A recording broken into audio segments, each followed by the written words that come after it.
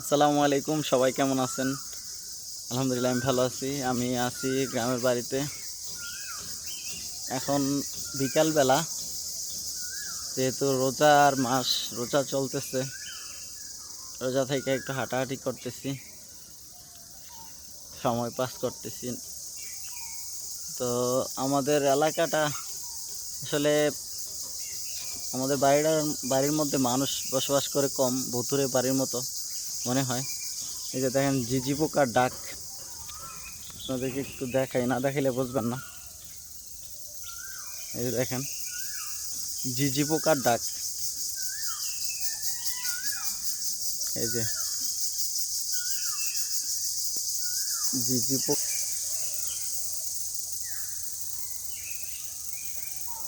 এই রাস্তা দিয়ে আগে মানুষ যাইতে ভয় পাইতো, এত গাছপালা ছিল, এখন অবশ্য অনেকটাই কম।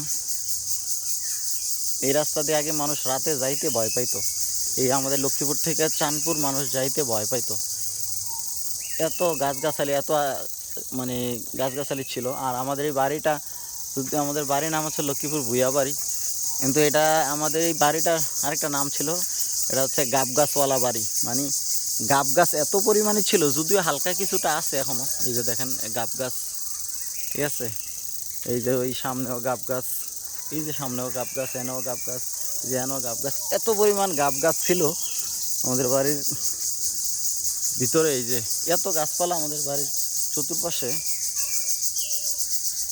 এখন গাছপালা অনেকটাই কম। আগে তো মানুষ মানে ভয়ই পাইতো রাতের বেলা হাইটা যাইতে, এত পরিমাণ গাছপালা ছিল।